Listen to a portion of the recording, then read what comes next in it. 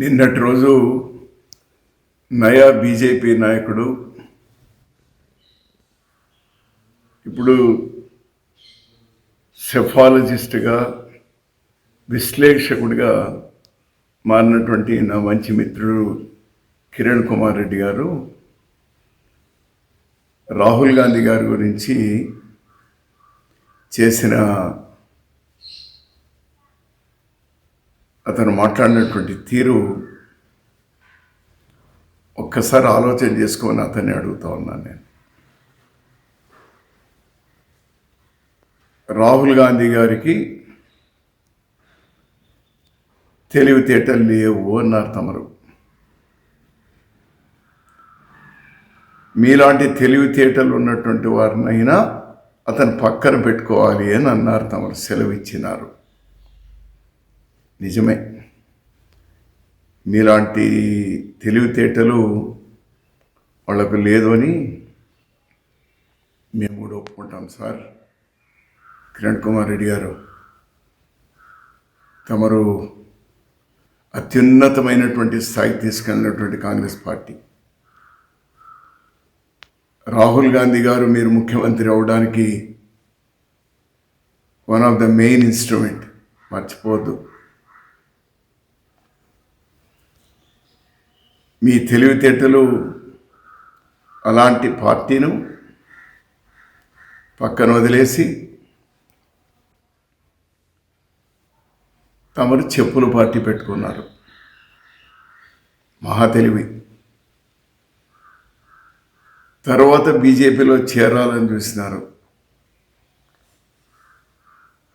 ఎందుకో నోట్ల రద్దు, జిఎస్సి తర్వాత కాంగ్రెస్ పార్టీ బాగుంటుందేమని తమరు వచ్చిన, నేను కూడా తమరి చేతిలో వచ్చినాను సార్. రాహుల్ గాంధీ గారి సమక్షంలోనే మళ్ళీ మీరు కాంగ్రెస్ పార్టీలో చేరినారు. మళ్ళీ ఇప్పుడు బీజేపీలో చేరినారు. మీ ఇష్టం. ప్రజాస్వామ్యంలో ఎవరు ఎక్కడైనా ఉండొచ్చు. కానీ మీ తెలివితేటలు ఉన్నాయే, ఎందుకోసం మీ తెలివితేటలని? కేవలం కుర్చీ కోసమే కదా, కేవలం పదవి కోసమే కదా. రాహుల్ గాంధీ గారు కానీ ఆ కుటుంబం కానీ మీలాంటి తెలివితేటలు లేవు కాబట్టే పదవుల కోసం ఆరాటపడలేదు సార్. మీలాంటి తెలివితేటలు లేవు కాబట్టే జవహర్లాల్ నెహ్రూ గారు దాదాపు 14 సంవత్సరాలు జైల్లో మగ్గేవాళ్ళు కాదు సార్. మీలాంటి తెలివితేటలు లేవు కాబట్టే ఇందిరాగాంధీ గారు ఈ దేశం కోసం ప్రాణత్యాగం చేసేవాళ్ళు కాదు సార్. మీలాంటి తెలివితేటలు లేవు కాబట్టే రాజీవ్ గాంధీ గారు ఈ దేశ సమగ్రత కోసం ప్రాణాలు త్యాగం చేసేవాళ్ళు కాదు సార్. మీలాంటి తెలివితేటలు లేవు కాబట్టే సోనియా గాంధీ గారు ప్రధానమంత్రి పదవి వచ్చినా కూడా ఆ రోజు దేశం మంచి దృష్ట్యా మన్మోహన్ సింగ్ గారిని చేశారు సార్. రాహుల్ గాంధీ గారికి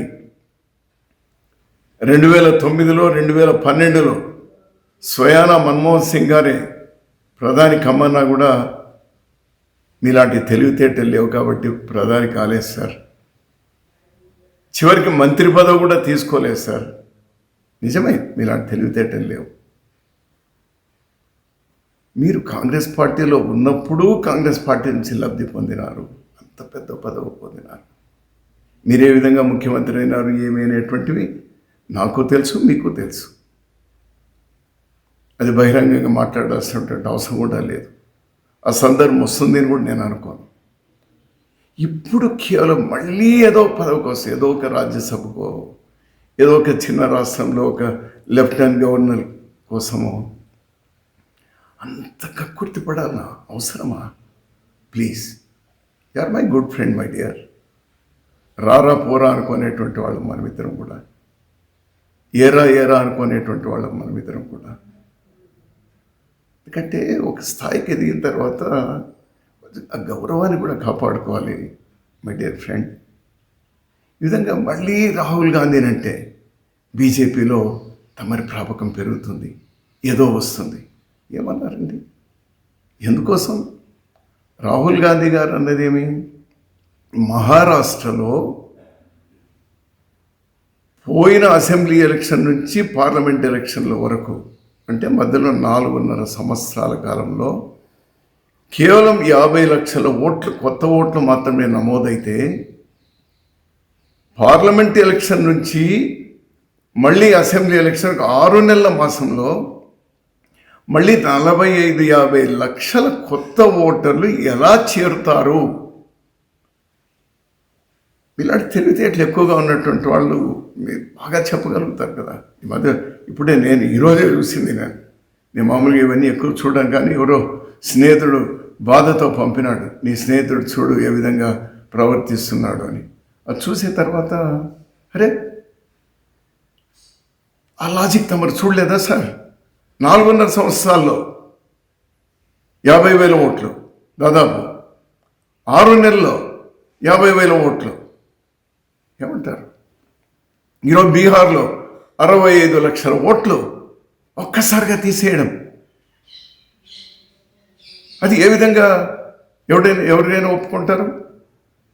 అరే వీవీప్యాడ్లు, ఇది ఈవీఎంలతో సమానంగా అన్నీ కూడా మీరు అవి కూడా లెక్కించండి అంటే ఏమి బాధ?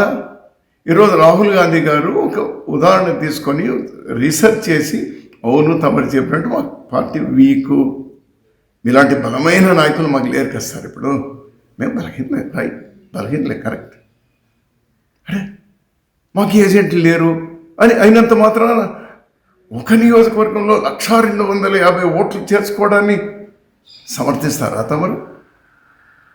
ఇవన్నీ మేము ప్రశ్నిస్తుంది రాహుల్ గాంధీ గారు కానీ 25 పార్టీలు కానీ మేము కానీ ప్రశ్నిస్తుంది ఏమి? ఎవరిని ప్రశ్నిస్తున్నాం? ఎలక్షన్ కమిషన్ ప్రశ్నిస్తున్నాం.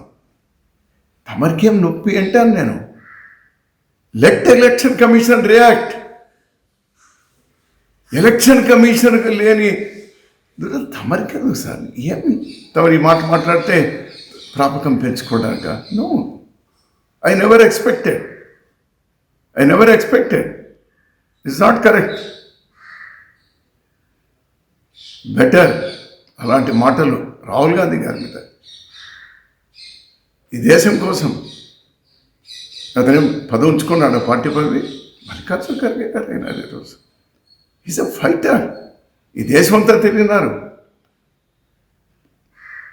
ఈ దేశంలో ప్రజాస్వామ్యాన్ని వాళ్ళ తాత, వాళ్ళ ముత్తాత, వాళ్ళ అవ్వ, వాళ్ళ నాన్న ఈ దేశాని కోసం, వాళ్ళ తల్లి దేశాని కోసం ప్రాణత్యాగాలు, ఆస్తుల త్యాగాలు, ఇంకేమి చేయాలని, ఇంకేం త్యాగాలు చేయాలి? తమరి కోసం వాళ్ళు ఒక రాజ్యసభకో ఇంకోటికో ఏమైనా ఒక త్యాగం చేయమని చెప్తారా? ఈ విధంగా పాపం కిరణ్ కుమార్ రెడ్డి గారికి ఏమీ చేయలేకపోయింది కాంగ్రెస్ పార్టీ. ఆఫ్టర్ ఆల్ ఒక ముఖ్యమంత్రి మాత్రమే చేసింది. ఇంకా అతనికి ఏదో కావాలి, దానికోసం ఏదైనా త్యాగం చేయమని అడుగుతామా? I'm sorry my dear Kiran Kumar Reddy, I'm very sorry. చాలా తప్పు మాట్లాడినావు. ఇలాంటివి కనీసం భవిష్యత్తులో పునరావృతం కాకుండా చూసుకో.